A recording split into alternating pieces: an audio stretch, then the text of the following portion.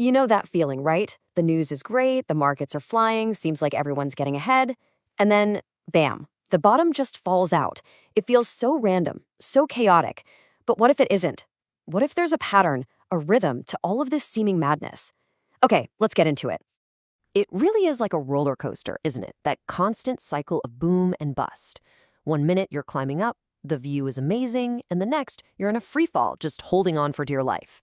And this ride, it impacts our jobs, our savings, our entire future. So understanding how it works, that's pretty essential. And the whole reason this roller coaster even exists comes down to one simple, inescapable truth: scarcity.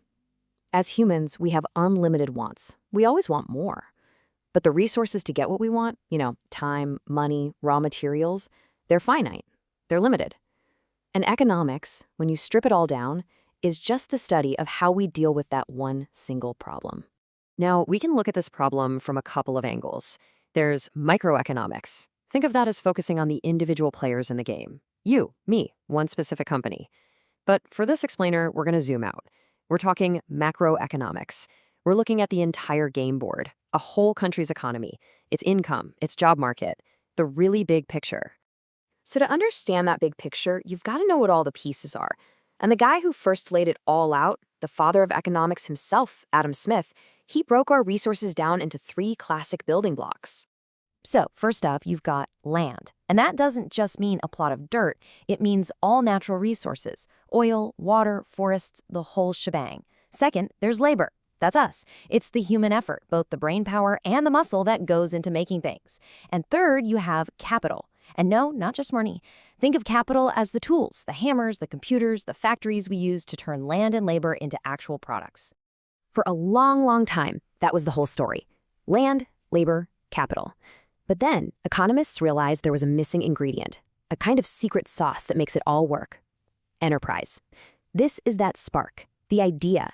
It's the entrepreneur who has the vision and takes the risk to mix the other three things together to build a business that actually creates something of value. Okay, so when you have all four of those things humming along nicely, people have jobs, factories are busy, new ideas are taking off, an economy has what you could call a sustainable speed limit. Economists call this trend growth. Just think of it as the ideal, steady pace the economy could move at if everything was running perfectly. But here is the absolute key to everything.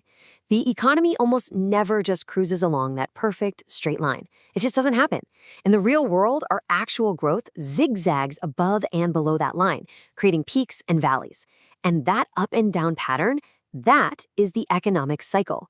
It's the predictable, unavoidable rhythm of our economic world. So the cycle usually starts at the very bottom in what we call the recovery phase. After a really tough time, things slowly, just barely start to get better. Confidence is still super low, but the first little green shoots of growth are starting to appear as we climb out of the ditch. Then, things start to pick up. In the acceleration phase, growth isn't just happening, it's gathering steam. You feel it. Businesses start hiring again, people feel confident enough to start spending, and a real sense of optimism comes back. The roller coaster is really starting to click-clack its way up the big hill now. And that long climb leads us right to the top, the boom. This is when the economy is just firing on all cylinders. We're actually growing faster than our sustainable long-term speed limit. It feels amazing, but this is also where the engine can start to overheat, pushing prices up and causing inflation. And you know the saying, what goes up must eventually slow down. The deceleration phase is that feeling you get at the very peak of the roller coaster, that split second of weightlessness just before the drop. The incredible pace of growth starts to fade, the top is in, and you can feel the economy starting to roll over. And finally, that leads to the recession. Officially, this is when the economy actually shrinks for at least 6 months straight. Output is falling, companies pull back, and unfortunately, unemployment starts to go up. This creates what's called spare capacity. Empty factories, people looking for work, all just waiting for the cycle to bottom out and start a new recovery all over again. Okay, so that's the theory, a neat, predictable cycle. But why should you care? What's the point of knowing all this?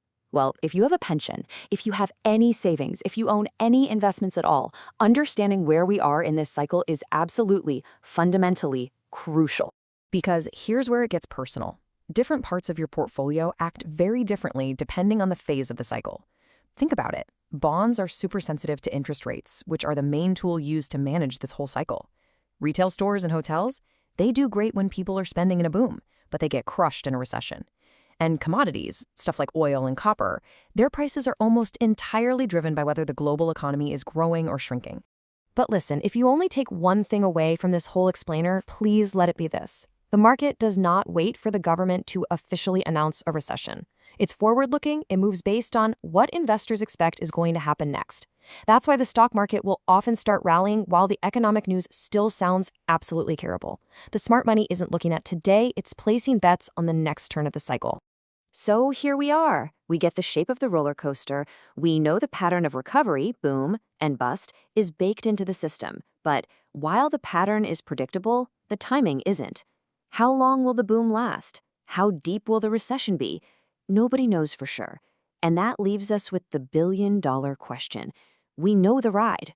We know the terrifying drop is coming, eventually. But does anyone know exactly when?